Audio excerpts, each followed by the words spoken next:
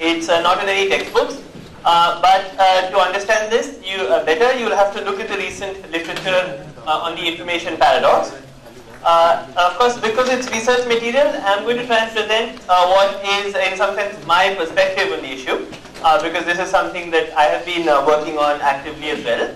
And therefore, there are many papers on this. But if you really would like to understand this better, I'd refer you to these papers by my collaborator,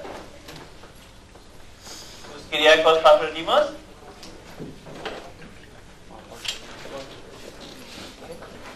and myself.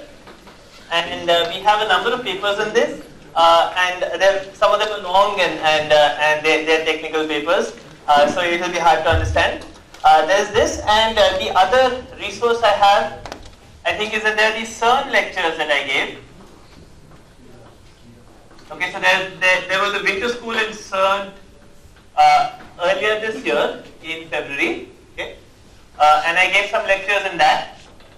And if you go online, you will find the notes, the lecture notes for that, and also the videos for that. And those are at a slightly more advanced level because they are meant for more advanced PhD students. So if you'd like to see that, that's one more resource. There isn't, unfortunately, any place where this is all explained very well. If you look at our papers, you will find references to other aspects of the literature. And, of course, there are other perspectives on this, and you will find references to those as well. This is an incomplete set of references, but there isn't anything better to give you.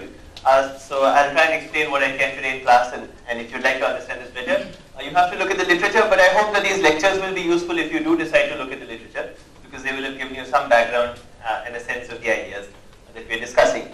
So today what I want to do is I want to discuss what I call the modern information paradox. As I said yesterday, the original framing of the information paradox was too imprecise to be a paradox. Just computing Hawking radiation and arguing that, that's thermal or trying to correct that calculation is not useful. But we already took our first steps towards what is generally a paradox. And the first step involved pointing out that, in fact, it's not enough to say that the final state is pure. In fact, there is an entire page curve that you have to generate. And the page curve goes as follows. You take the black hole. Actually, I don't get it. So you have, this is the horizon.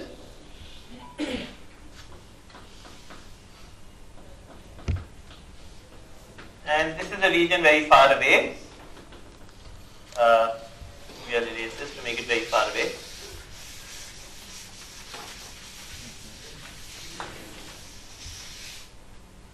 Okay, so this is a region which is very far away. And this is everything outside this. Okay, so this is the inner boundary of A. So A is the region, this, and everything beyond it. Okay, so this is A. Okay, so A is the region outside this boundary.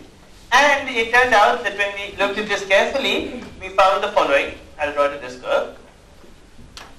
Which was that you look at the entropy of the region, and when the black hole forms, A is basically in the vacuum, and therefore if you look at the entanglement entropy of that region, that's basically 0. But soon Hawking radiation starts emerging. Hawking radiation is thermal, and therefore this the thermal radiation starts entering A, and that causes the entropy to increase.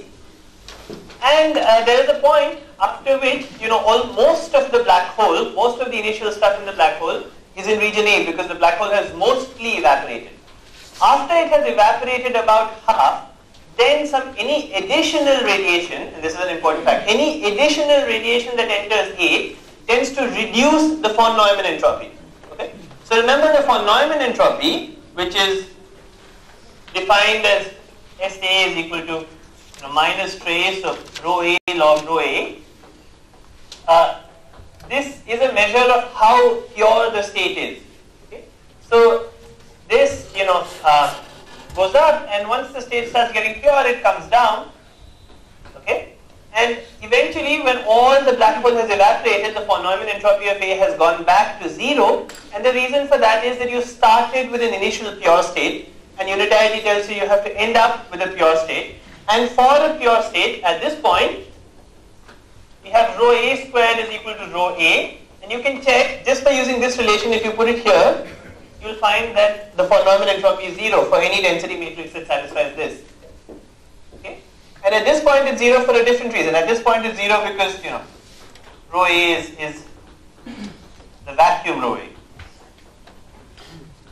So these two things we knew. This we knew from unitarity. This we knew anyway. But Page showed that you in fact had to have this entire curve.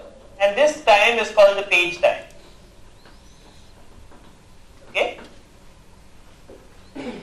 Okay, so is the idea here, the von Neumann entropy, this entropy, trace of rho log rho, is not what we call the thermal entropy. See, the thermal entropy is slightly different. The von Neumann entropy is a measure of the purity of a system. If the von Neumann entropy is 0, that tells you the system is in a pure state. If the von Neumann entropy is non-zero, it tells you the system is in a mixed state. Okay? So if the von Neumann entropy is not the thermal entropy, you shouldn't get confused with this by thinking of this as the thermal entropy. This is a measure of how mixed the system is. Okay, it's a measure of how mixed the state of the system is. So this is a diagnostic of that. Okay? And it's precisely defined in terms of the density matrix of the system. And it's 0 in the beginning because it's just a vacuum density matrix. And it's 0 at the end because in the end the state is pure. The state is pure because whatever matter forms the black hole has now entered into A. It's all gone out in the outgoing radiation and it's in A. And we know that it has to have this full curve. Okay, so is this clear? Is this fact clear? There's a von Neumann entropy which has to have this curve. Are there any questions about this? There are, stop me now and I'm happy to answer them. So it is it exactly linear kind of? No, it's not exactly linear. But it is monotonically increasing and monotonically decreasing. Okay. So,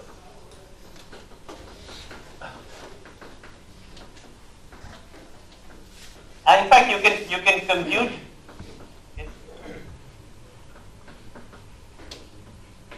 Monotonically increasing and then decreasing.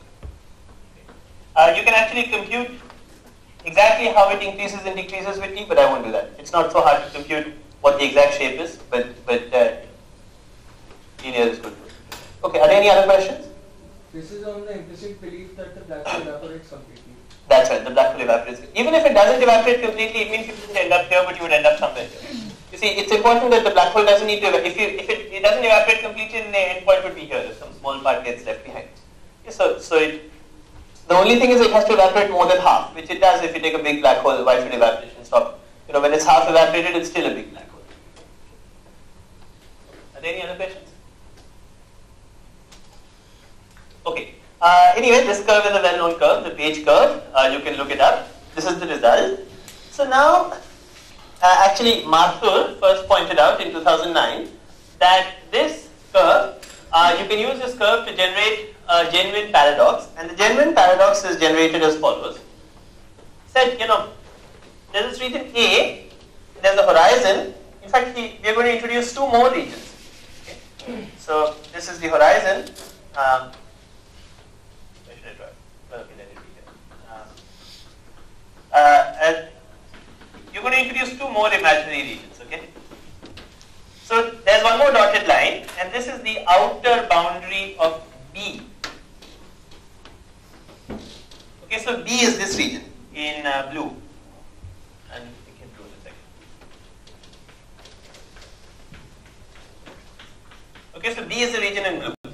Okay, A is the region outside this, so it's the region in white.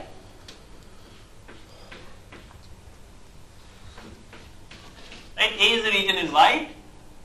B is the region in blue between this and this. Okay, so there's a big gap between A and B. There's some gap between B and A, but that's okay.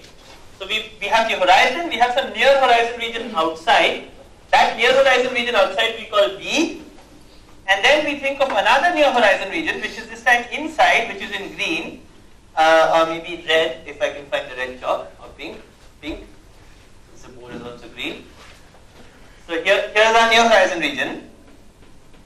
This is inside the horizon. Okay, this is the region C. This is the inside is the inner boundary of C. Okay, so is the geometry of this patch clear? There's a black hole. The black hole has a horizon. That's this line. Okay, this is the horizon. There's a near horizon region outside, That near horizon region is called B. That's the region in blue. Blue is B. There's a near horizon region inside. Okay, that's the pink region. That's called C. And there's a region very far away. That's called A. Okay, is the geometry of this figure clear? Is this figure clear? Okay, good. Now it turns out that we have. It looks like we have the following relations. First of all, notice that these regions are time dependent. The Hawking radiation emerges from the horizon, and it stays for some time in this region B. But then what happens to it? It's moving out, right? It's all outgoing waves. We derive the Hawking radiation in terms of outgoing waves. So after a time, whatever was in B, goes to A. It's outgoing radiation. So whatever was in B after some time goes to A. Right? Is that clear? Because something comes into B and then after some time it goes into A. So that tells you that S of A at some t plus delta t, where delta t may not be small, it may be a large number telling you how much time it takes, is equal to S of A union B. Right? Because after some time, what is A? A is whatever A was at time t, S of A of t and union B. You see, what is A at t plus delta t? It is whatever A was at t plus whatever B was at t. Okay? So the system at t plus delta t of A is whatever A is at this time plus whatever new stuff is coming. So this A of union I'm going to call just AB. Okay, I'm going to abbreviate this notation, which is a standard notation. We'll just call it AB. Okay, so we'll just call it AB. So now notice that, so we have this relation. Now let us say we are after the page time. So we are after this time. Okay. So what can I say about SAB? Is it larger than SA or is it smaller than SA? Smaller. It's smaller than SA. And do you see why it's smaller than SA? So it is decreasing. Because that's right. You see what is happening is S of A union B, right, is S of A of t plus delta t. Thus S of t plus delta t is smaller than S of A because S of t plus delta t is decreasing after the page time, right? So this is actually strictly smaller than SA after page time. Okay? So this is statement 1. Okay, is this statement clear to everyone? SAB is the right side of that. SAB is the right side of that equation. So I'm not going to write these unions, I'm just going to write SAB. Okay. SAB is the right side. That's because SAB is S of A of t plus delta t. Okay. Statement number 2. You see, you can look at B. Remember that we derived in our derivation of Hawking radiation yesterday that the modes outside the black hole were entangled with the modes inside the black hole. That's why they had non-zero correlation functions. Right? We derived this correlation function of between 2 points, which was e to the minus beta omega by 2 by 1 minus e to the minus beta omega, which tells us that the modes outside the black hole, the region outside the black hole, has some non-trivial entanglement with the region inside the black hole. Okay, it's only when you have entanglement that you get these correlation functions. Right? Correlations are signs of entanglement. Right? So that means that B and C are entangled. Okay? Now it's a general fact that if you take two systems which are entangled and look at the entropy of the union of those two systems, that is smaller than the entropy of any of those two systems individually. Okay? So this is just a S of BC is smaller than SD and S of BC is smaller than SC. This is the statement. You see, think of a I'll give you an example just to help you understand this. Think of a qubit pair, okay, of some EPR pair. So let's say that you have a pair of this kind, right? So it says spin up, spin down, plus spin down, spin up. Okay, so let's say you had a pair of this kind. If you look at one of these guys, okay, this guy looks like its density matrix is half-half. Are you familiar with this? If you look at one of these guys, it looks like it's in a mixed state. You look at the other one of these guys, it looks like it's in a mixed state. But because these two are entangled together, if you look at both of these together, the full system is in a pure state. Right? So whenever you have two systems which are entangled with each other, if you look at both the systems together, they together are always more pure or less mixed than each of the individual subsystems. Okay? This is a basic fact about entanglement. You take two systems which are entangled and the systems together are more pure or less mixed than the individual subsystems. Is this not clear? Are there any questions about this? So this also can be seen from the von Neumann entropy. Yes, it can also be seen in many ways. Yes, that the union of yes, it can be seen from the von Neumann entropy formula. Absolutely, yes. This first, the first point SAB less than SA, that does not mention any delta T. This is true after the page time. So that is T, not delta T. That's right. But you see, any positive delta T causes you to do this. Delta T is just positive. So so let's say this is T, and this is T plus delta T. Then S of AB is smaller than SA. If delta T was larger, it would be smaller than SA by a larger amount. But we only need the fact that it's smaller. Delta T is not 0. Delta T is not. Delta T is the time it takes for radiation to go from B to A. Okay. You know, it's the time it takes for radiation for B to become part of phase. That's delta T. That's the statement here, that S of A of T plus delta T is S of A union B. So it's the time it takes for B to go and become part of A. Okay? Is this statement also clear? Okay, good. Now third statement, which is, what about SB and SC individually? You see, if you look at SB and SC individually, then we see that, you know, individually we derived the fact that, you know, you had this Hawking radiation which was thermal. But if you look at just the B modes, okay, or just the inside modes, which we actually, I think we call them the B tilde modes, okay. So just individually the B modes or the B tilde modes. So this C actually is made up of B tilde modes. I could have used B tilde for it, but C is the conventional notation. So just the B modes for themselves are pretty mixed, right? Because the B modes themselves are in the thermal density matrix. So if you look at just the near horizon region, just this part looks like it's in a pretty mixed state by itself because it has the thermal Hawking radiation. And this is not a statement about, you know, what the full state is. The full state may be pure, but it's still the case that this part is entangled with this part. That we derive the entanglement, and if this part is entangled with this part, then if you look at it individually, then that part is mixed. Clearly, right? If you have two systems, they are entangled, then first you know that the entropy of these two together is smaller than T, but you also know that each of them together have positive entropy. Right?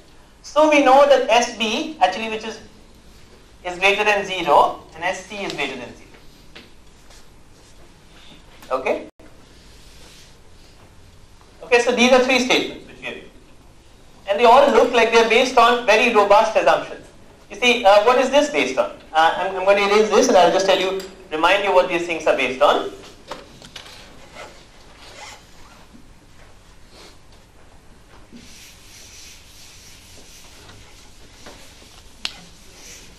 This is based on unitarity and genericity.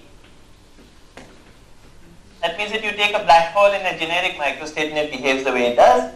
This is based on the fact that B and C are entangled.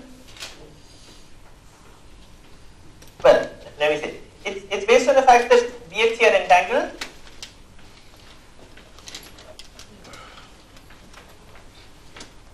This is based on the fact that Hawking radiation is thermal. It's a statement that what's coming out is thermal.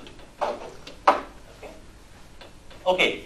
But Mathur pointed out that this is actually in contradiction with a very general theorem, these three statements, which look like they're all based on robust assumptions, are in contradiction with a very general theorem about the entropy of the von Neumann entropy, which tells you that for any independent subsystems ABC,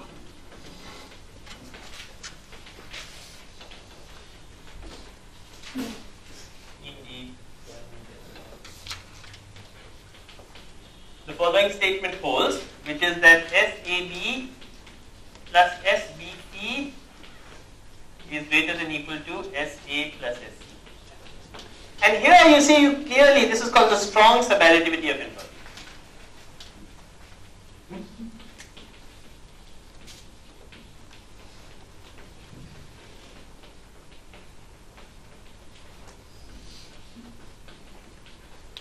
This theorem is called the strong suballitivity of entropy. Tells you that SAB plus SBC is greater than or equal to SA plus SC. And here you see you have a clear violation of this theorem, it looks like, because SAB SAB is smaller than SA, SPC is smaller than SC, right? Clearly, when SC is positive, clearly you have a violation. Right? So clearly, it looks like you have a violation, and this is called the strong subadditivity paradox. And the resolution to this is somewhat subtle, but I'll tell you what the resolution to this is. Okay. This is called the S. Strong subadditivity of entropy paradox. Is the problem because B has to be entangled both with A and C? That's right. That's one way to say it. You see, B has to be entangled with A because that's why SAB is smaller than SA, and B has to be entangled with C. That's why SPC is smaller than SB. But entanglement is monogamous. That's right. So that's one way people say it. The entanglement is monogamous. Okay, so this is called the strong subadditivity. Okay, so this is a paradox, and let me tell you what. So I'm going to give you a resolution, but just to get you up to date with what people are saying in the literature. What was the resolution that the people who proposed this, which is the people who discussed this were Mathur and EMPS, Almeri, Maroz, Bujinski and Sari. What was the resolution that they proposed? The resolution they proposed was the following. Okay? And I want to emphasize that I do not think that this resolution is the correct resolution. Okay? So I'm saying this, but I'm saying something that I do not think is correct, but I'm just telling you what the resolution that was proposed was. The resolution was as follows. They said, we want to preserve the fact that SAB is smaller than SA because we want to preserve the unitarity of the full system. We have evidence from ADS-CFT and string theory that gravity is unitary, so we want to preserve that. We want to preserve the fact that Hawking radiation is thermal because in fact you can derive in some systems the fact that Hawking radiation is thermal just using some general arguments from statistical mechanics, not using the detailed derivations that we did. So you want to preserve that, but they said let's drop this. Let's drop the fact that B and C are entangled. Let's drop the fact that B and C are entangled, which is let's drop the fact that SBC is smaller than SC. And if you do that, if you drop the fact that B and C are entangled, then you will notice immediately that if you go back to your Rindler and Unruh derivation, if you drop the fact that the modes outside and the modes inside are entangled, then you will lose the properties that we had for these correlation functions outside and inside. Right? If you drop so if you drop the entanglement of outside and inside, then this universal property of the correlation function that we had, x1 pi of x1 x2 is 1 by x1 minus x2 squared, clearly doesn't hold. If it doesn't hold, what does that mean? What are the conditions under which something like this wouldn't hold? It wouldn't hold if there was infinite energy density at that point. So that is a true statement unless you have infinite energy density at some point. So, if you have infinite energy density of the metric is very, very badly behaved, then the behavior of the metric, the geodesic length may just not have this 1 by x1 minus x2 squared behavior. Or it may be that the interior doesn't exist at all because it's so highly curved. So the resolution that these people had was to say that you have a firewall here. Okay, so they said that actually this is not only there's no smooth region here, but in fact there's actually a firewall here. So they said that the interior of the horizon is not what you expect it to be from general relativity. You expect from general relativity that, and the principle of equivalence, that the interior of the horizon is a smooth region from the classical solution. But they said, from these arguments, we now conclude that the interior of the region is not a smooth region, and in fact, there is a firewall in the interior of the region. Okay? So this is the statement that there is a firewall, so one resolution is that there is a firewall, or there is a fuzzball. By the way, there's another resolution which is the same thing said in different words, which is that there's a fuzzball. But both the firewall and the fuzzball proposals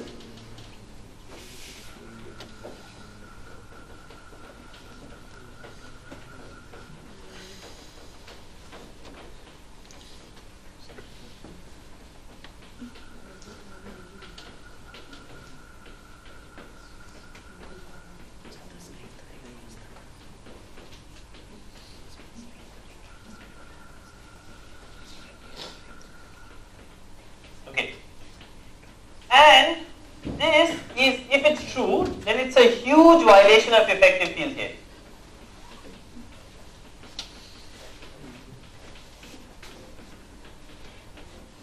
Okay? What are the arguments for the firewall? It's this. Here's one. I'll give you one more in a second. This isn't the argument, this is just protecting this thing that SBC is less than SC. So if you drop SBC is less than SC, then you get a firewall. Then B and C are not entangled. Then you can't get that correlation function that we want across the horizon. If you don't have the correlation function, how can it be that there is an interior and that correlation function doesn't have the form it does? It can only happen if there is infinite energy density at some point. We derive the correlation function using very weak arguments. Just saying that the geometry is smooth and the geodesic distance looks like 1 by x1 minus x2 squared when these things approach close to each other. When will that break down? It will break down if you have infinite energy density at the horizon. There's no other. Well, I'll tell you what I think the problem is. But this is the first argument. I'm going to say in a second what I think the resolution is. Okay? If B has to give up entanglement with one of them, right? Then at outer boundary of B you can't do any exotic thing. So Here you can. I mean, you drop the interior. You see, you preserve the entanglement of B with it. Yeah, what I mean is, it is easier to leave, say that, let us say B and C are not entangled. Yeah. Because there is a horizon and you can say... That's right. It's easier to say this, and that's why these people said it, because there's a horizon and so on. But, even though there's a horizon, the fact is that this is still a huge violation of effective field theory. It's a violation because, effective field theory tells you that quantum gravity effects are confined to Planck scale regions about the singularity. Right? It tells you that if you have a horizon, like the horizon of the galaxy, of a big black hole in the center of a galaxy, that horizon doesn't receive big quantum gravity corrections. You don't expect to see huge quantum gravity corrections over, radius of distance or whatever, 3 years or 3 light years or something like that. Right? So you don't expect to see huge quantum gravity. Even the sun, which is, if you collapse it, will give you a black hole of a radius of about 3 kilometers. You don't expect to see big quantum gravity corrections on scales of 3 kilometers. So there is clearly, it's a huge violation of effective field theory, and there's no mechanism that discusses how the firewall comes into existence. There's just this indirect argument. Okay, I'm going to tell you the resolution that I think, I'll make it precise at the end of this lecture. The resolution that I think is a much more correct resolution is this, is to drop this thing, is to recognize that A, B and C are not independent subsystems in gravity. Okay? So the alternate, you see, this strong subadditivity assumes that A, B and C are independent subsystems. The precise statement that A, B and C are independent subsystems is the statement that, commutators of operators in one part and commutators of operators in the other system, vanish. What do you mean by saying that two systems are independent? It means you take all operators in one region, all operators in the other system, and they commute. That's the definition of saying they're independent. But if you take commutators in quantum gravity of something here and something here, or something here and something here, then these commutators do not vanish exactly. They vanish to very good precision, they may vanish to exponential accuracy, but they do not vanish exactly. Okay? So the alternate resolution, that I think is a much better resolution, is to recognize that assuming that they are independent is the statement that, Isn't that against locality assumption? Yes, so in quantum gravity you expect, as I said yesterday, locality to be violated non-perturbatively. So it's the statement that phi C is not equal to 0, phi B, phi C is not equal to 0. You should not expect locality to hold exactly in a theory of quantum gravity. And in assuming this, in deriving this paradox, you are assuming that locality holds exactly, and it holds absolutely. So all you need is that locality should hold, and if you put e to the minus s by 2 on the right hand side, actually, by the end of this lecture I'll tell you exactly what you need to put. It's not quite e to the minus s by 2, it's slightly more subtle, but morally, it's the same thing. Then you see that the strong subadditivity of entropy argument does not hold. Right? Because it assumes that these three subsystems are independent, and you can check that if you have small but non-zero commutators between these three subsystems, that's enough to spoil this argument. So this, I think, is a much better resolution to drop that they're independent than to argue that there's a firewall. Now this is also something that you might accept. It's pretty easy. I'll give you an example of how to make this precise. It's pretty easy to accept that locality is violated in quantum gravity at some small distance scale. So then AMPSS came up with another paradox to try and say the same thing. So this is the strong subadditivity is also kind of not so hard to resolve. Okay. So then AMPSS came up with another paradox. Actually, they came up with a whole set of paradoxes. Sir? I'll give you one. Yeah. So what if two of them are independent? Then Well, you need all three to be independent for this to work. In any case, it will turn out that they're all kind of dependent on each other. You really don't expect locality to hold in quantum gravity. It's not a radical statement. It's a rather conservative statement. But now there are better paradoxes that look like that have even more subtle resolutions. So I'll flesh out this locality thing, but let me give you another paradox, which doesn't rely on looking at entanglement entropy at all. You see, the problem with using entanglement entropy, just like we used entanglement entropy in the beginning, is that entanglement entropy is a very finely grained observable. It knows about very fine details of the system. So if you change some small properties, you give small commutators or something, entanglement entropy can change by large amounts. So AMPSS came up with the following paradox. I'll now tell you what the new paradox is. Actually, a set of paradoxes. I'll give you one. The notes in the lecture notes I put one more, but I think I'll only go through one here, and then we can do the other one later if necessary. So AMPSS came up with another paradox, this time trying to phrase everything only in terms of 2-point correlation functions, okay, not high-point correlation functions. Okay. What's the AMPSS paradox? So they said the following. Look at, you see, we had a. So now I'm going to give you a paradox that doesn't involve any entropy, no geometry, just in terms of 2-point correlation functions. Remember that the most precise derivation of Hawking radiation we had yesterday was in terms of 2-point correlation functions. So now I'll give you a paradox in terms of the same 2-point correlation functions. Okay? So here's the paradox. We said that we did that, right?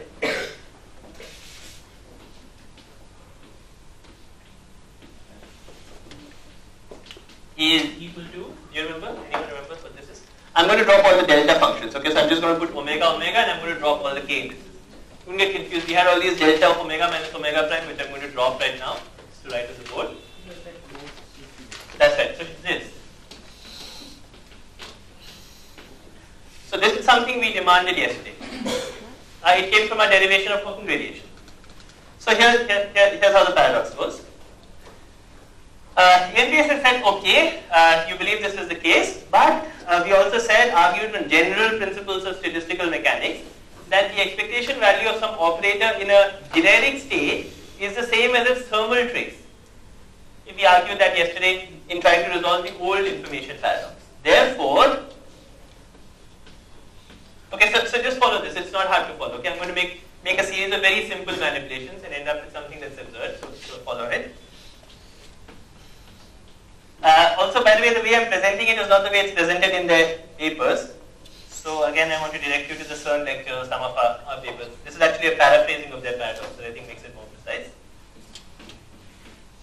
This is equal to trace of e to the minus eta h.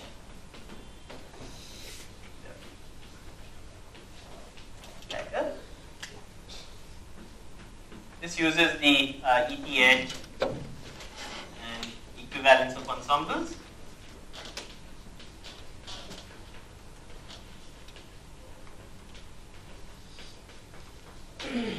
Okay, so remember I said something of this kind. You take a generic state, you look at the expectation value of an operator in a generic state, okay, so this is a generic state.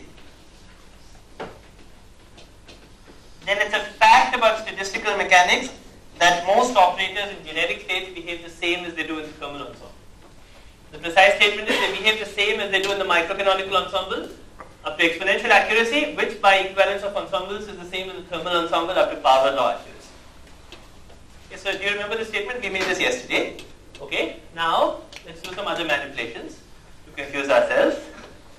So we'll do some other manipulations to get confused and then we'll unconfuse ourselves.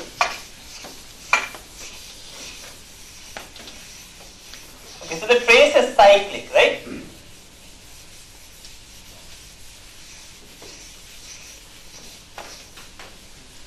So remember that the trace is of course cyclic. trace as trace of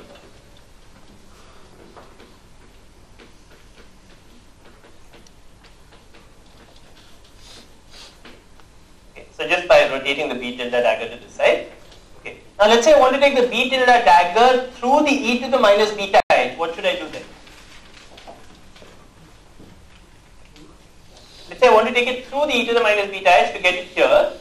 I need the commutator of the Hamiltonian with this B tilde dagger. Okay, what is this?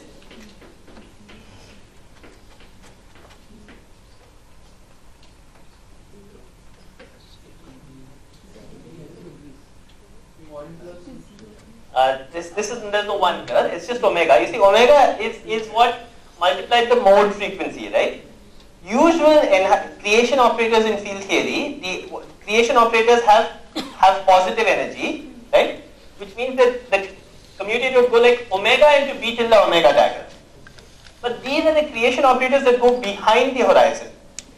So if you look back at your mode functions from yesterday, you will see that B tilde dagger, multiplies e to the, the expansion. I'll just remind you what it looks like. It looks like minus I omega r star minus e plus B omega tilde dagger e to the I omega r star minus e. And that is because this is the expansion, and then there are other terms that involve the a's, but this is the expansion behind the horizon where r star is playing the role of time.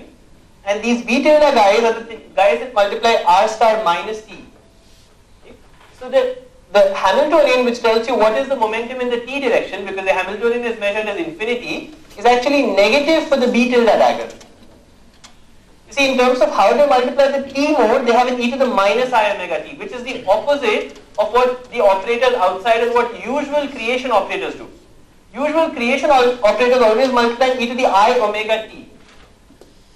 These operators multiply e to the minus I omega t. That's because they are the operators behind the horizon. Sometimes this is colloquially said by saying that, in Hawking radiation, you create a particle-antiparticle pair. The particle has positive energy, the antiparticle has negative energy because it's living behind the horizon. Okay? And that's how you conserve energy somehow. Because the particle goes out, the antiparticle falls in and reduces the mass of the black hole. This is sometimes how you'll see it said in popular science lectures. But this is the precise statement. You look at the mode expansion, you look at how it behaves under translations of t, and you see that it comes with a minus omega t. Okay? So this is minus omega B omega dagger, B tilde omega dagger. Okay, whereas usually it would have been plus. So you get a minus sign here, and that's because of this. So this is an important point. It's something worth understanding. It's a fact about Hawking radiation. The modes behind the horizon have negative energy as measured by the Hamiltonian at infinity. Okay. So now what happens if I commute this through? You see, now you can check that what you will get is an e to the minus beta omega, trace of e to the minus beta edge, B omega dagger, B omega tilde. The reason you get e to the minus beta omega is notice that this guy has now reduced the energy a little bit. Right? So the e to the minus beta edge has now a smaller Hamiltonian to act on. To restore that, you have to get an e to the minus beta omega. So this is just a statement about how you commute, ordinary operators through the Hamiltonian, through exponentials. You can derive this statement. So this is just elementary quantum mechanics. Okay, there's nothing. If you give me this commutator, then you can derive the fact that, B tilde into this is e to the minus beta omega into B tilde dagger on the other side. Okay? So if you, go back and look at it, you will be able to derive it. Just elementary quantum mechanics. Now, I know also the B tilde omega, B tilde dagger commutator. What is that? This is e to the minus beta omega. Oh, I should have been putting this trace, I should say, is normalized. Let me put a 1 by z. Right? I should put a 1 by z everywhere for the partition function. Or I can normalize the trace, but let me just put a 1 by z. So this is trace of e to the minus beta edge by z into B omega tilde B omega dagger minus 1. This comes from the fact that these B tilde omega and B tilde omega dagger have the ordinary simple harmonic oscillator commutation relations. Right? But this is now the same as the original thing we started with. Right? And then there's a minus 1. So what have we found? So we have found, and now, so we have found that if you take this guy, then it has the property that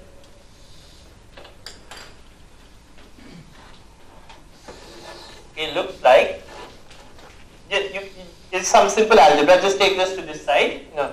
This expression is the same as the expression we have on the other board. Can you see that? Okay, this part, apart from the minus 1. So you can solve for it. You can take it back to the left side and solve for it. Is minus e to the minus beta omega by 1 minus e to the minus beta omega. Okay? And that is, first of all, wrong. It's not what we want. Okay? Second, it's absurd because this is a positive operator, right? It's an operator multiplied with its adjoint. It can't have a negative expectation value in any state. Right? Okay. Okay, so this is the second paradox. There are other paradoxes that all go along this line, but here is an example of a precise paradox in terms of 2-point functions where we have used, it looks like we have used very little. Let me just recap. What all did we use? First, we had this statement which told us what we want the entanglement of the B tilde daggers with themselves to be. Okay, so each of them individually, both the B's and the B tildes look like they have a thermal distribution. So we want this to be this, this Bose-Einstein distribution. Then we said, we use the equivalence of ensembles and the eigenstate thermalization hypothesis, we replace it with a trace. Then we said, now we do some manipulations in the trace. I use the cyclicity of the trace. Here I use the cyclicity of the trace in this.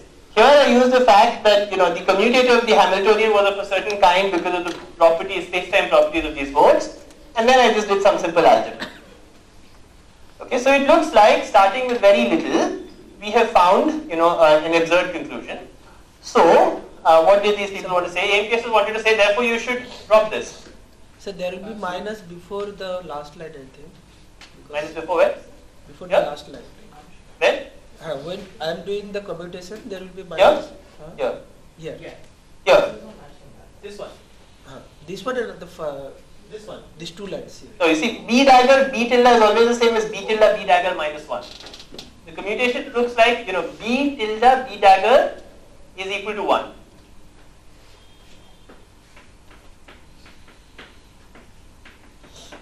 Right? No, before the commutation between B omega dagger at H. And what? And H.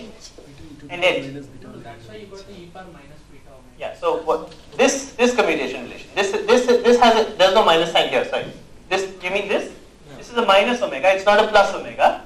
Okay? And that's why I got an e to the minus beta omega. Otherwise I got an e to the plus beta omega. It's because of this that I got an e to the minus beta omega. If I got an e to the plus beta omega, by the way, if this had been the opposite sign, you can check that everything would have been fine. Let's say I tried to repeat the same argument for the B modes. Okay? So it's good that you raise this. Let's say I have the B modes outside the horizon, right? What happens for the B modes? Everything goes the same way, but you get a plus sign here. If you get a plus sign here, you get an e to the plus beta omega here, e to the plus beta omega here, e to the plus beta omega, e to the plus beta omega. And then you can check it is actually that if you just pull out an e to the beta omega. So if you had a plus sign here, it would be fine. You would get the result that you wanted. It would not be negative, it would actually be positive. Because this e to the beta omega is larger than 1. So if you had a plus sign, it would be all fine. So you can't repeat this argument for the B's. It's because you have a minus sign that you have a problem. These B tilde are modes that live inside the horizon. That's right. And the Hamiltonian is at infinity. That's right. So, Good. So very good. So it's a good question. You can ask, how do you define the commutator of these Hamiltonians? You have to be careful about defining the commutator. The correct way to define the commutator is actually to use what are called relational observables. You see, even though the B tildes live behind the horizon, you can actually, it's a slightly subtle point of how to define local operators. The correct way to define an operator that lives behind the horizon is to use the following procedure. You start at infinity, you jump in, you wait for some proper time with your clock, and then you measure the field at that point. So the way to specify space-time points behind the horizon is actually also to use the boundary or asymptotically flat space, and then say you jump in, you carry a clock, you wait for some time, and then you measure what operator you get there. So that is the correct way to specify the coordinates of points which are behind the horizon also. It's So we see some relational. These are what are called relational observables. Okay? So if you use those relational observables carefully, you will find this commutator, which is also the commutator you get naively just by looking at the modes. Okay? So it's a good question, but the answer to that is that even though they live behind the horizon, you can specify them in terms of their relation to points outside the horizon. And if you do that carefully, you find you do get the right, the same commutator that you get from a naive analysis. So, some confusion. That B tilde dagger. Yes. Those were the operators in the cockpits of the radiation field, right? No, they were the operators behind the horizon. Yeah. Right. Yes. Oh, you mean they're in the black hole? They're inside the black hole. The B's were the operators outside. The B tildes were the operators inside. So, but the field that they are describing is the field inside the black hole. Is the part of the field inside the black hole. But what's your question anyway? No, I mean, so the state which it is acting on, this is the state of the black hole. It's the full state of the system, whatever the full state of the system is. So when this state, psi, is the full state of the universe, whatever the state of the universe is. No, I mean, my problem was we were using the canonical ensemble. Oh, yes, so this is the assumption, very good. This is the assumption that you're in a generic state. The claim is that you have it. So really, to make this precise, I should use ADS-CFT, which I don't want to use. So let me try and give you a loose argument that would work even in the universe. Let's say we learn someday how to quantize the full Hilbert space of quantum gravity. Then we will have some system which will have some states. Some of those states will be many of those states will be black hole states at some energy. Let me pick a general state, a black hole state, which is a generic state from all those set of black hole states. It so happens that if you pick a generic state, then a generic state is always well approximated by a canonical ensemble. So this is a general property of statistical mechanics. It's true that to really make this precise, you need to make sure that the black hole is stable, which in flat space it's not because it has negative specific heat. So to really make this statistical mechanics argument true, you need to use ADS, or you need to do something else to stabilize the black hole in flat space. So these arguments are phrased most accurately in the context of ADS, but this is a subtle point about when is it that black holes approximate generic states, and you can show that they do in ADS. It's probably true in some appropriate sense if you use some appropriate property to stabilize them, or pick the appropriate ensemble. That would also be true in flat space. But to make that precise, I have to use ADS. But it's a general fact that if you pick a generic state from some statistical mechanics system, it looks like a thermal ensemble. So as long as as most states at some energy are black hole states, so you can find some property of states that focuses you on the black hole state. You can always approximate pure states by the thermal ensemble. This is the discussion we were having yesterday. Isn't it possible, I mean this may be very ridiculous, but isn't it possible that the Hamiltonian is evolving along R inside the horizon, in which case you will end up with no problem? No. So this is the answer I gave just some time back. You can evaluate this commutator rather precisely. You can fix gauge for these observables, and you can quantize gravity, and you can in the curve space limit, and you can check this commutator. The commutator is a well-defined thing. The commutator between two operators, between the Hamiltonian and some operators, is completely well-defined once you fix gauge. Because in general relativity, what the Hamiltonian does is it generates large diffeomorphisms, and you need to fix gauge to see how these diffeomorphisms act in the interior. But this is a true statement. I mean, this is a statement you can check within field theory. It's like the state. It's if you how do I say this more?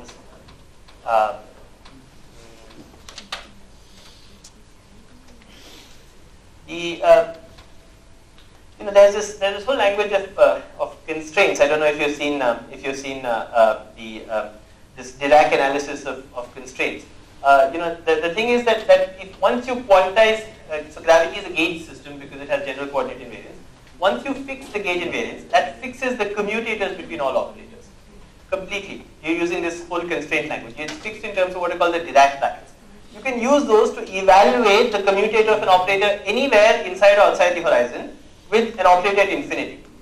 Okay? And you can use that to evaluate those commutators, and you can check that it is true that the Hamiltonian this gives you minus. So you need a Cauchy surface for that, right? Yeah, but you have a Cauchy surface. You see, crossing across the horizon. but you see, of course, you remember in the Oppenheimer-Snyder thing, we had this geometry, and you had. I mean, there's no problem in finding a Cauchy surface in a collapsing black hole background. Remember, we had this figure, here's a Cauchy surface. All of these white lines are Cauchy surfaces. They're all ended features. So Cauchy surface is just our universe. Black holes are not something where you should remember that horizon is something that the singularity is something that occurs in the end. Right now we could be crossing the horizon of some black hole. And, we could be living here, and there's no problem in finding these so-called nice slices. These are called nice slices. These Cauchy surfaces. Okay, good. So anyway, I encourage all of you to think along these lines. It's possible that there are subtleties in all of these things. I'll tell you what I think the resolution is, but you should look at it more, because maybe what there's something that you're missing, and I really encourage you to look more. We've thought of all of these issues. Of course, when people encounter this paradox, they thought of all of these issues. Can you check this point and what point? What is the point at which it fails? And now I'm going to make the point that the point at which it fails is this point. Okay, so it's this point that's going to fail. Okay. So now the resolution I want to give. So by the way, what is the resolution that AMPSS wanted to give? They said you should drop this. If you drop this, then you find once again you have to drop the fact that the interior is smooth, and therefore you drop once again the idea that you have a smooth interior and you end up back to the firewall. So the AMPSS resolution was you drop this. Okay, I'm going to make the claim that there's a much better resolution, which is that you drop this. If this preserves, if you drop this, you can still preserve effective field. Okay. So to make this point that you don't need to do this, so the AMPSS resolution is because you're getting an absurd result, you just drop this requirement that B tilde dagger has this property, and okay, and then there's some maybe the B tildes don't even exist, in which case there's no point of talking about the commutative with the Hamiltonian, because the interior doesn't even exist. If there's a firewall, then all this thing we did of taking the interior and writing down modes and so on is all wrong. So the B tilde operators don't exist, and that was their resolution. Okay, so this is it's not a resolution, it's the AMPSS firewall. Okay. So I'm going to give you. Is it clear what their resolution was? The AMPSS resolution, which is a firewall proposal, in the language that we've been doing, in the language of correlation functions, is the claim that the B tilde operators do not exist. Okay? This is what's called the firewall proposal. If the B tildes don't exist, the interior doesn't exist. There's a firewall, and then beyond that we don't know what happens. Okay? It's not really a proposal, it's a statement that something goes wrong and then we don't know what happens. Okay, so I'm going to give you something that I think is slightly better than that, which is that you should drop this, and you can still preserve effective field theory. But that was for a generic set of states that you wrote it down. Correct. So it could be that some black holes exist in very special states, but most states are firewalls. That is always allowed by these AMPSS arguments. It could be that generic states are firewalls, but there are some states which happen to be black holes. Okay, but generically, you see some horizon, you fall in, you encounter a firewall. That's allowed. The second one, the yes. one that you were. I'm going to make it not hold for generic states as well. But let me tell you how I'll make it not hold. Okay, good. So let me now give you a construction of the B tilde operators. This argument suggests that the B tilde operators don't exist. I'm going to give you a construction of the B tilde operators, which will take me about half an hour, which is what we have. Very good. So here's a construction which goes as follows. I'm not going to say that the key thing that people are missing is that they are not recognizing that when you use operators, when you're looking for local operators in quantum gravity, the local operators that you're using might depend on the state of the system. Okay? This is what is called state dependence, which resolves these paradoxes. And these local operators might depend on the state of the system. And here's how they might depend. And so I'm going to give you a construction which will have this feature and which will avoid this paradox. So here's how the construction goes. The construction goes and says we will actually take a theory and construct the B tilde operators. So I'm going to construct the B tilde operators explicitly, and then we can check how it evades this impossibility theorem which suggests that these operators don't exist. So the construction is as follows. Take a black hole state, take a state psi, and recognize, this is one, recognize that EFT allows limited measurement. Okay? So I'll make this precise in a second. What does it allow? It allows us to measure psi correlators of this kind, where A alpha is a low point polynomial in the P values.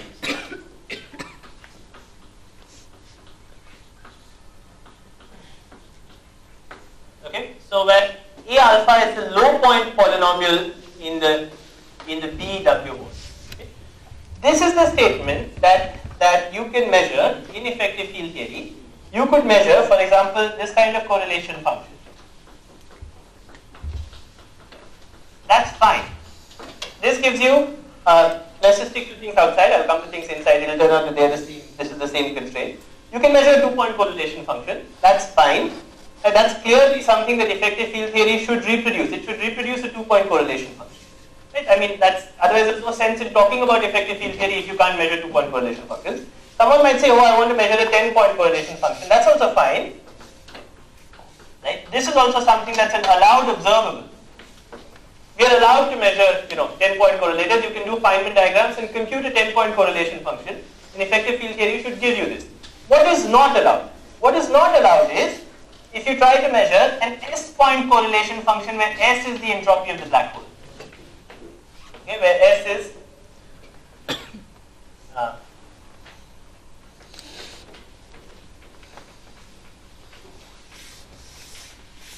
so what is not allowed is if you try to measure an extraordinarily high point correlation function.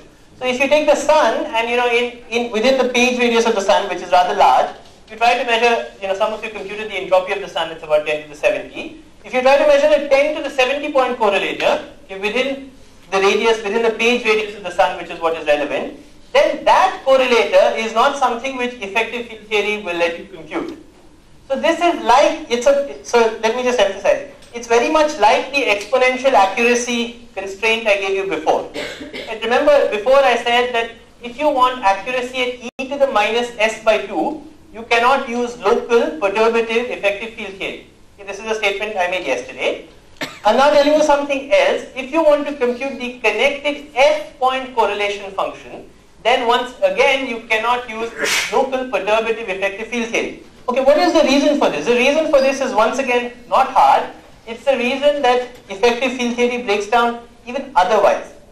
So it's the same reason as the one we gave yesterday, although it's a different limitation in effective field theory. Actually, maybe I'll just say it in words. So effective field theory breaks down in two setups, right? One setup is when you take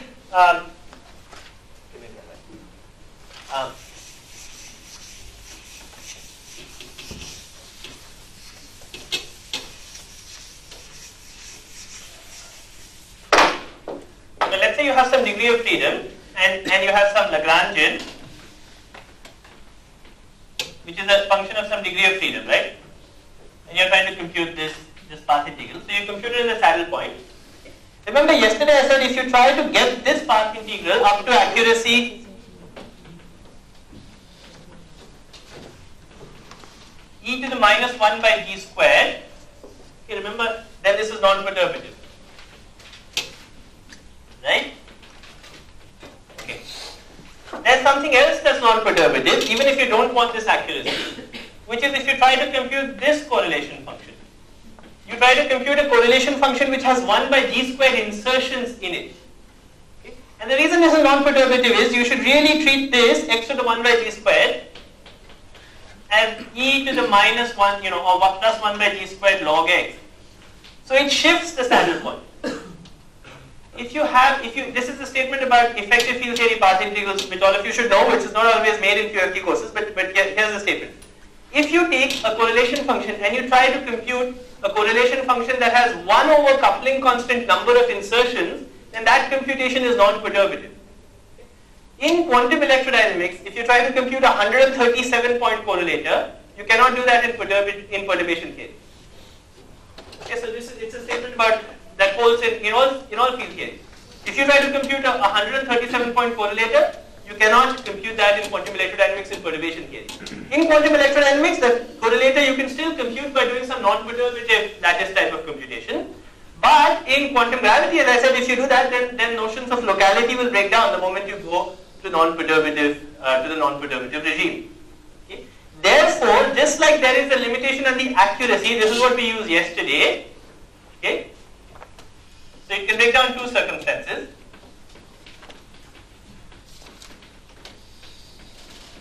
Okay, this is also non-perturbative. So there are two limitations in effective field theory. One of them is you can't use very high accuracy. The other is you can't compute correlation functions which have too many insertions. So that's the limitation we are using here. So yesterday I resolved one of the paradoxes by giving you this limitation. Now I'm giving you another limitation, and I'm going to resolve the second paradox by using this limitation. Once again, this is something you should all go back and think about. In quantum electrodynamics, you cannot compute a 137-point correlated perturbation theory. So you can check. This would be because of the large number of loops. It will be because of large number of, no, it will be because of combinatorics or large number of external legs. You see, this happens because of the large number of loops. But there is another combinatoric factor which has to do with how many external legs you have. If you have a very large number of external legs, then also you get a breakdown of perturbation theory. Roughly speaking, if you have n external legs, you get n factorial Feynman diagrams at tree level, and you get n plus 1 factorial Feynman diagrams at loop level. But if n is 1 over g squared, then the loop level term becomes as important as the tree level term, because the loop level term is suppressed only by g squared. So there's a combinatrix of external legs as well. So this happens because of the combinatrix of external legs. It can also happen for some other reason, which is at very high loop order, but it happens at tree level immediately if you look at external legs. Okay? Can you repeat what it does to the saddle point? Well, just in this simple example where you have 1 degree of freedom, you should look at a new Lagrangian which has a 1 by g squared log x and solve for the saddle point of that. If you have field theory and you have phi of x1, phi of x2 and so on, it's not clear that there will be some other classical solution or some nice saddle point. There may be some saddle point, we don't know what that is. Okay, good. So now I'm going to use this limitation to tell you that how tacitly, if you keep this in mind, then you find that there's no paradox. So this is this is an equivalent way of saying is that if your full Hilbert space has dimension n, right, then the number of insertions cannot scale with n. Otherwise, you will. The number of insertions can't scale with it. That's right. In fact, log n in this case, you're writing the entropy. Now, if the dimension is n, the dimension is e to the n. No, the dimension is n. So yeah, s is then e log to n. That's right. Log n. That's right. That's right. In this case, right. Okay. So let's not allow these observables. You won't allow these observables. Okay. So we allow you to, even if you're very masochistic, you like to compute 100-point correlators. We allow you to compute them, but not s point correlators. Okay. Not 10 to the 77-point correlators. Okay. So now let's call the set of all these observables.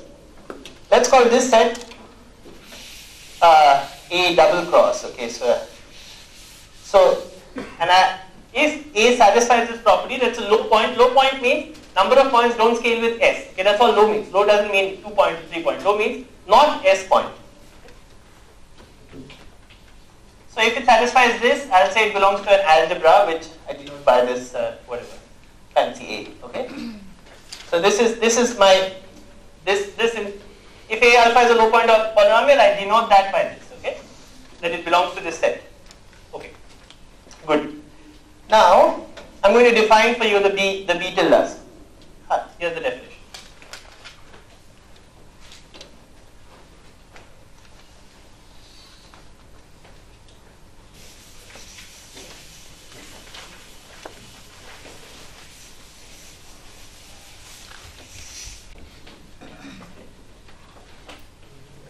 But given, and I define the B tildes by the following relation. B tilde omega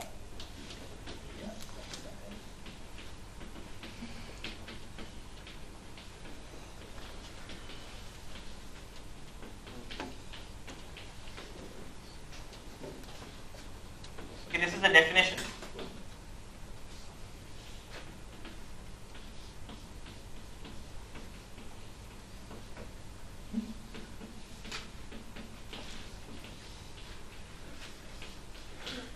Okay, on the right side I have only ordinary operators. So I know the action of the right side. You give me an element A alpha for all, this is true for all. You give me an element from this reasonable set of operations you can do, which means products of field operators that don't have S insertions or products of modes like the B's, and I define B tilde acting on this in this way. This is the right hand side. So whatever operator satisfies these relations, this is a set of linear equations for the B tilde and the B tilde diagonal. Right? It's a set of linear equations. It's specifying the action of B tilde on a large set. How large is the set? The set is as large as the number of A alpha operators, number of reasonable operators, which is the dimension of that A. So for every element of A alpha of that set A, I get some specification for what the action of B tilde has to be from this definition. But this is a set of linear equations. How many linear equations do I get? If I take that definition, I find I get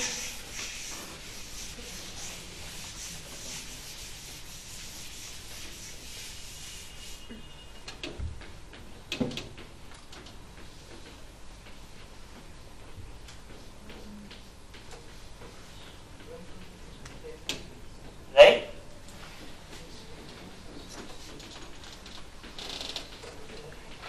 It leads to the number of linear equations is dimension of this set A.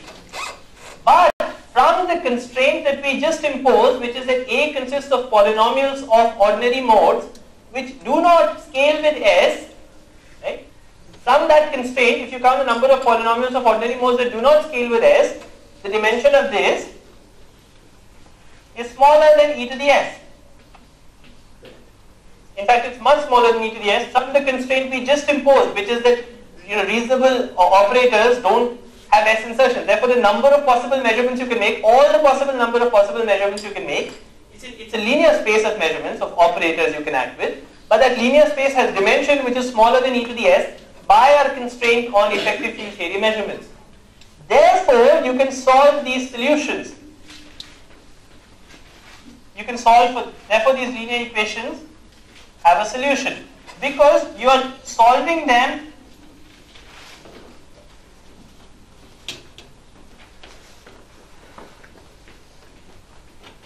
is an e to the S times e to the S operator. You see, the effective Hilbert space in which these operators are acting is the set of states of the black hole, which is e to the S. Right? That's the set of states, the set of microstates of the black hole. That's the relevant Hilbert space, which is a very big space. Right? And that space, so if you're looking for operators in that space which satisfy some linear equation, and the number of constraints you're putting on those is just this, which is much smaller than e to the S, you can find a solution. In fact, you can find more than one solution. You can find many solutions. So there's a question of how to completely specify that, which we won't go into. But what's important for us is that you can find the solution. You can find a solution. Commutation relations have to be satisfied. Which commutation relations? B tilde omega dagger. Yeah, good. So we'll check this. Good, very good. So they all have to be satisfied. First, let me convince you that these linear equations have a solution. Then we'll check all the commutations. By the way, I'll also impose, in addition to this, which I can do. I'll impose the correct commutation relations, which is that this is omega b omega tilde and h of.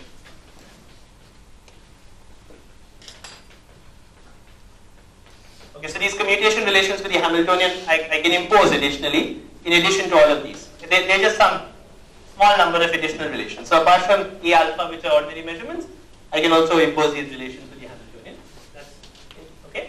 Okay. Now let me check the question you asked, which is, I made some definition. How do you know that the B tilde dagger commutation relations hold and the other commutation relations hold? Okay. So by the way, is the fact that these linear equations have a solution clear? It comes from the constraints we put in effective field theory. So is it clear that they do have a solution? Then we can check if the solution has the properties we want. I mean, I can have 10 equations in 20 unknowns, but still not a solution. Yeah, very good. So the constraint, the precise condition for having a solution is actually that A alpha, thank you, is not equal to 0 for all A alpha belonging to A. This is the constraint on the equations. If this is satisfied, this is the statement that this state psi is separating in this algebra.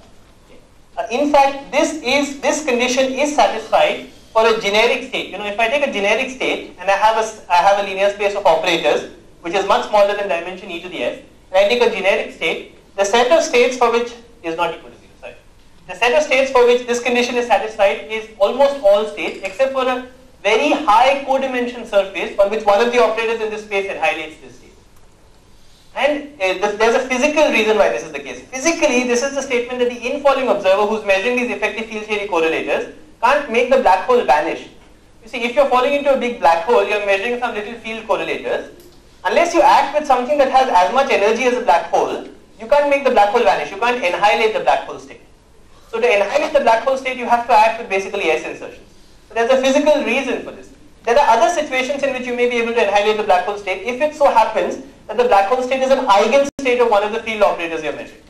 If it so happens that you're measuring a field operator and the black hole happens to be an eigenstate of that field operator, then this would be the case. But such states are extremely rare. In fact, they are measure 0 in the Hilbert space. The statement you are making tend to imply that there is only one inequality. There's only one inequality. This is the statement. It's not 0 for all R, A alpha. For all A alpha? Belonging to this set. Not belonging. Oh, sorry. I should have written not equal to upstairs and belonging to here. Excuse me, sorry. All A alpha belonging to it. Yeah, sorry. Sorry about that. I wanted to put the not equal to here and I just sorry. And so the A alpha, this is the states where where one of these little observables annihilates the black hole. Is like saying you're in a black hole and you act with all these operators and you can make the black hole vanish, which are very rare black holes. So for most states you do have this solution. In fact, the states for which this is not satisfied are in fact the states which are firewalls, but they are metal 0. Okay, good. Thank you for that question. Okay, good. So now let's check with this definition if we have the properties that we want. So let's start with, let me leave it here, I'll check here. Let me leave the definition there. In fact, before we check the B tilde commutators with themselves, there's an even simpler commutator, which is the B tilde B commutator. Remember, B tilde should commute with the B's. There are different degrees of freedom, right? So that's the basic locality check we should make. So let's check that. Okay, let's check it later. Sorry, let's check the B tilde dagger. We'll check that. So let's check this. Let's just check it on the state. You can put some other insertions, but it doesn't matter. Let's just check this. So this is what.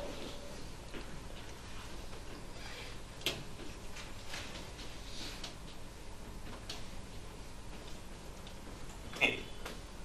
What is B tilde omega into psi? So let's take these terms in part. So let's take the first term, this one. What's B tilde omega dagger into psi? Using those rules, you see that it's just B on psi into an e to the beta omega by 2, right? This is using this second rule here. You see that? In that, you put A alpha equal to 1. A alpha is just 1. So B tilde dagger acting on psi is just B acting on psi with e to plus b omega by 2.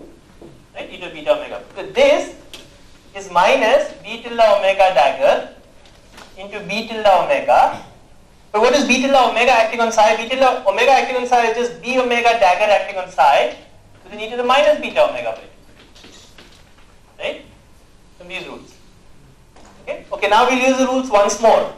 What's B tilde omega acting on B of psi? You see, this B is the A alpha now, so think of the B as an element of the A alpha. B omega, which is one insertion, so it's a polynomial of rank 1, is certainly part of the algebra. So this B you should put in the A alpha there. So you see that the rule is that this is B omega into B omega dagger and then e to the minus beta omega by 2, which cancels this. Right? And then you look at this term, this is a B tilde omega dagger to B. But B tilde omega dagger is the same as B, but put in the right according to those linear equations. So this is minus B omega dagger, B omega on psi. But this is just B omega dagger on psi, which is 1. Right? Because this is equal to psi. So you see that they do satisfy, even though it wasn't obvious from these linear equations, they do satisfy the self-commutation relations that we wanted. Okay. Let's check that they have the right commutator with the Hamiltonian by construction, because I made them have the right commutator. Let's check that they have the right 2-point correlation function. What if I can compute this commutator, but I computed the 2-point correlation functions? Psi is fixed, right? Psi is fixed. That's right. It's some state in which it's a state in which you're falling in, state in which you're doing experiments. Like usually when we prove the commutation relation, then we do it for a general. Very good. So these commutation relations hold about a given state. So that's the point. You see, which I'm about to make in a second, that these commutation relations hold about a given state and about excitations. So if you're using operators which work correctly about a given state, in fact, this commutator is not 1 as an operator, but it appears to be 1 inside low point correlators. Okay, so this is the key point. Actually, that's an important point he made, which is that this commutator is not 1 as an operator, but it appears to be 1 acting on a state. So it looks like it is 1 when you look at a low point correlator, but it's not 1 as an operator.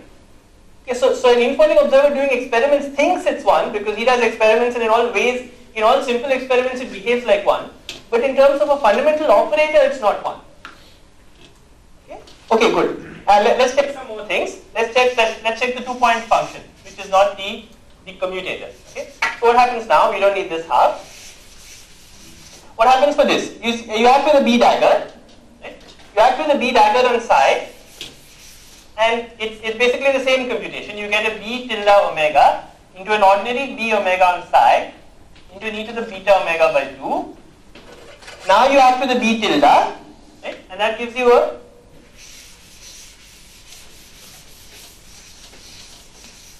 another e to the minus beta omega by 2, but gives you a B omega dagger. With a 1 because the e to the beta omega is cancelled. Right? You see, I'll just use the rule for B tilde first and then the rule for B. You see this from those rules and that's it? Okay, good. Now let's sandwich it with another state.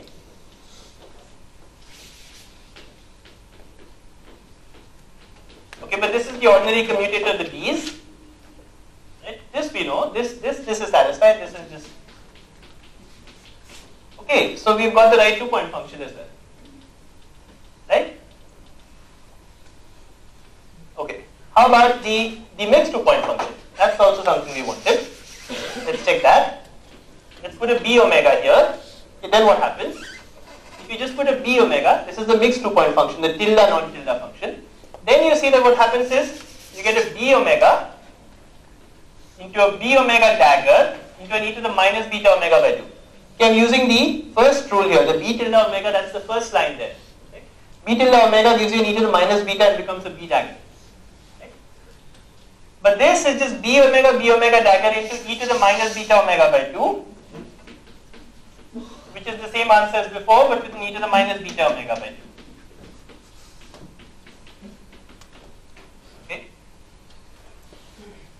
So victory. Okay, good. Okay, how did this happen? Okay, how is it that we were able to get all these commutators right? Okay, so how is it that we are evading these impossibility theorems? So now I'll spend 10 minutes, which is what we have. Okay, 10 minutes in trying to tell you how we have attained victory, and I'll also tell you how this resolves the strong subadditivity paradox in a precise way. The way we evaded the impossibility theorem, you see we had an impossibility theorem that said you can never find such operators, but we found such operators. How did it work? It works by the realization that the correct local operators you're using may depend on the state of the system. Okay? Therefore, while it's true that in a given state these correlators have the right form, if you go to a different state of the black hole, which is a different microstate, then in that microstate, you will need to use different operators. So really, secretly speaking, these operators depended on the state psi. That's because when you solve the linear equations, you solve them about the state psi. The right hand side of those equations depended on the state psi. So secretly, these operators depend on psi. They depend on psi in a clever way, in that an infalling observer is using some linear operators. He's not seeing this dependence. But secretly, in some, if you start looking at correlators which have a large number of insertions, then you will see that these operators depend on psi. In particular, let's say we try to compute trace of this. Let's say I give you a basis of state. Okay, so I started computing. I shouldn't have been there with B's, right? Oh, B's it's not there. Yeah, sorry. That's it. Thank you. I'm glad you're following. Good. Yes. There's no psi with the B's. Only psi is only the B tildes. So sorry, yeah. So that that equation that you have written there for Yes. A alpha equal to 1, Yes. that tells me for any state psi in the Hilbert space, I know the action of the B tildes, Correct. I know the action of the B's. Yes. So if B tilde is state dependent, then But B tilde depends on psi. There's some operator which has this property, okay? so B is state independent. And B is state independent, yes. The right hand side is state independent in terms of the operators, but you see it's acting on a state psi.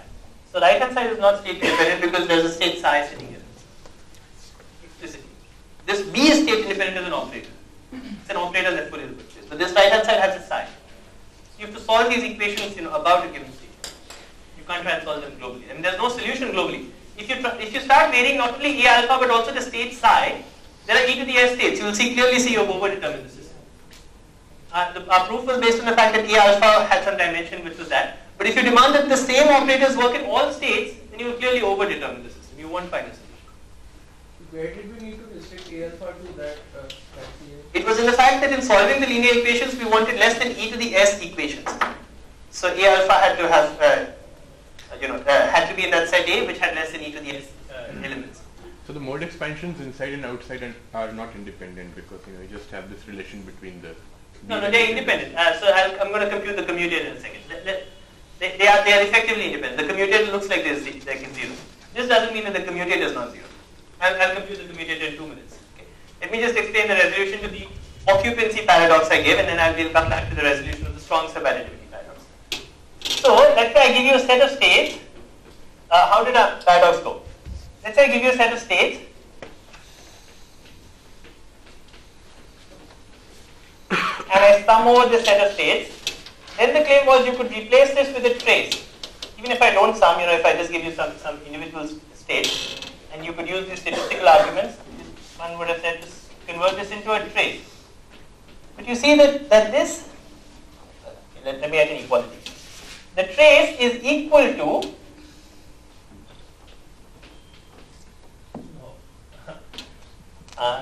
the trace is equal to this for I in a basis, right? This is the definition of the trace. It means you take some basis and you evaluate this with e to the minus 3 times. It means that if you take a trace of an operator, it means you take a basis and you evaluate the operator that and you sum over the basis.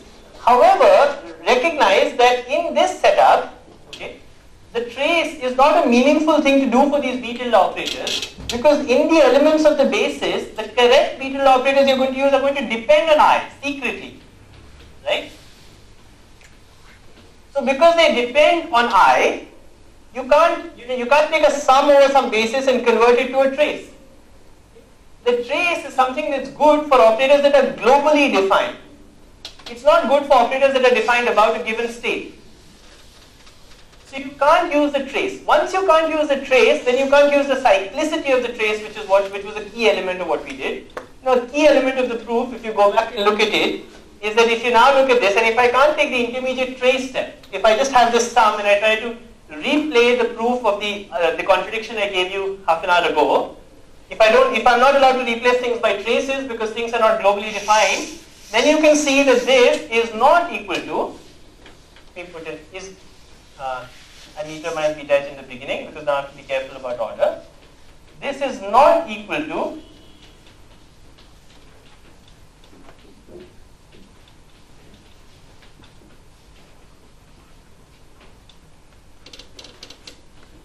to use the cyclicity of the trace to take us to the left. It's not something that's obvious. It's only true because you have a trace and the trace is cyclic. But if these operators are not globally defined, you can't do that.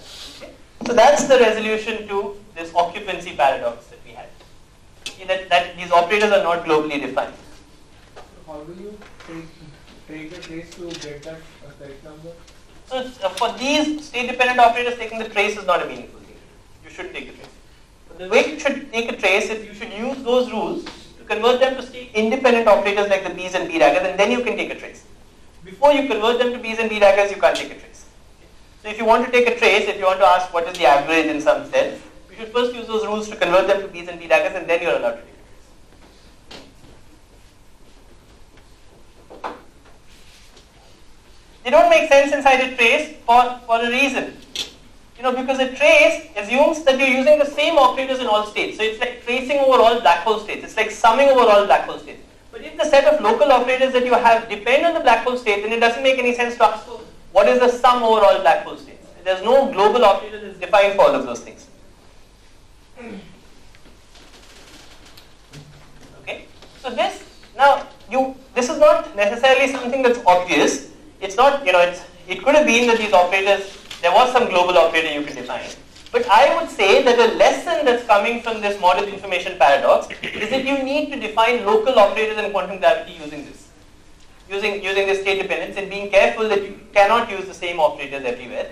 And you see that it's not such an unreasonable thing, because in the end when you talk about local operators, sometime back I gave a definition of how you define local operators relationally by saying you start from the boundary, you fall for some proper time and you measure something. In general, when you do that, you have to have some notion of what the metric is. If you're trying to sum over all kinds of states, then it may not be clear what it means to even define locality at some point. If you're trying to define locality at the same time for all possible states, so it's not at all unreasonable that this is the case. And I claim that if you accept this, then you can resolve this paradox. Okay, let me take the definition, use the definition for b tilde and make them in these. Yes, then you can use the trace. Even then, e to the minus beta h would have an infinite series of the a's. Of the a's. So what's the a's? E to the minus beta h is some operator which is you can add it to the a's. H you shouldn't think of h as being an infinite series of a's. You should think of h as being an operator, which is, and these rules hold, and then there's an additional rule for h. So you should think of. You should not think of h as an infinite series. H is not an infinite series. It's actually the metric at infinity. It's a single operator. You can get it from the integral of the metric. Okay. Just one last point. In a fully non-perturbative system, if there exists, like one can do something like that, then you can in principle calculate any endpoint correlation function directly. Not endpoint local correlation functions. You may not even be able to define locality non-perturbatively in gravity. There's no reason you can compute some operators at the boundary which define asymptotic boundary, but you can't compute. It's not clear that non-perturbatively local correlators should make sense at all, because you may not be able to define locality. Okay. Last point. I want to make the resolution of the strong subadditivity paradox precise. The resolution is as follows. It's one thing we didn't compute. We didn't compute, which was the commutator between the b tildes and the b's. Okay. What does it mean to say that a? I said sometime back that the resolution is that b tildes and b's are A, B, and C, these systems are defined as independent. To check whether they're not independent, you should compute the commutator of operators outside and inside. Okay? So let's compute the commutator of the B tilde omegas and the B omega. Okay, so this is B tilde omega, B omega psi minus B omega, B tilde omega psi. Okay. So this, you use the rule there, you set A alpha equal to B omega, and this of course gives you B omega dagger psi to the minus B omega by 2. This gives you minus B omega dagger psi e to the minus beta omega by 2. This is 0, you would have thought, right? So it looks like, as we want in effective field theory, the B tilde and the B operators commute. You see how those follow from these rules here. Does everyone see? I just used the same rule for the b tilde twice. Once I set A alpha equal to B omega, once I set A alpha equal to 1 here. Does everyone see how it follows from there? Okay. Now, you might have thought that this implies that B tilde omega to B omega is 0, but as someone pointed out some time back, that's not the case. This does not imply, just the fact that this is 0, doesn't imply that the commutator is 0 as an operator. Does not imply that B tilde omega, B omega is equal to 0. What it does imply is that B tilde omega and B omega looks like it is 0 in low point correlation functions above the state psi. So it looks like physics is local. But it doesn't mean that this operator is exactly, this commutator is exactly 0 as an operator. Well, you can, if you solve those linear equations, you will get some solution for what is an operator. And if you come to the discussion session, I'll show you a concrete example of solving these linear equations in Mathematica. And you can check. So, you might think this is abstract, but it's not abstract. You can take a very simple system, you can solve it. So come to the discussion session, I'll show you how you can find situations where operators look like they commute but don't commute exactly, okay? So locality holds in low point correlators but not exactly. Okay, this would have been a statement of exact locality if these operators exactly commuted. Okay, so this resolves the strong subadditivity paradox in a precise sense, because the strong subadditivity paradox assumed that these systems inside and outside were exactly independent, and you can check in fact that this commutator is not zero. In fact, if you put S insertions here, you will see the fact that it's not zero. The moment you look at an operator which is outside this fancy A, you will start seeing that this commutator is not zero. Okay, so this is the resolution to the strong subadditivity paradox. I should say that there are other paradoxes, but this construction resolves almost all of these paradoxes. Of course, there are open questions which we can discuss in the discussion session. But let me just take a step back and just tell you, what I said in the lecture. And I hope you'll come to a discussion. We'll review everything we did in 5 minutes. In today I've been trying to tell you about these modern versions of the information paradox. What is the advantage of the modern versions of the information paradox? The modern versions of the information paradox are not phrased by just saying, oh, we have a black hole, it evaporates into something thermal, and look, we have a violation of unitarity. Rather, you try to make more precise statements about what you expect from interior operators. For example, you make the statement about how you expect the von Neumann entropy of the region outside to behave, and there's this page curve. Or you have statements about 2-point correlation functions of these interior operators. Within these rather precise statements, it looks like you can find, first of all, order 1 contradictions. Remember, the expectation we found for this B tilde dagger before was some negative number. Not only was it not what we wanted, it was some negative number, it looked like there was an order 1 contradiction, which could not be solved using small corrections. But what I've tried to show you today is that if you take into account the other limitation of effective field theory, which is the fact that not only does it fail when you look at exponentially small corrections, but it also fails if you look at very high point correlation functions. And if you extend that limitation to the recognition that therefore you should define local operators in quantum gravity only in a given state and in perturbations about that given state that don't have S insertions, if you accept that limitation, which is a very reasonable limitation, then you can define these operators explicitly and rather simply, as we did here, and you can check that they do satisfy all the properties that we want, and they do resolve all of these paradoxes, including the occupancy paradox and the strong subadditivity paradox.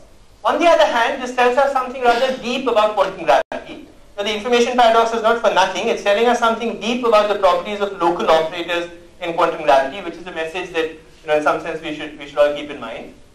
It's telling us, first of all, that locality is not exact, and you shouldn't expect locality to be exact in quantum gravity. It's giving us a precise sense also of, the fact that the interior of the black hole is in some sense a scrambled version of the exterior, that these two things are not totally independent, and that's something that's rather deep.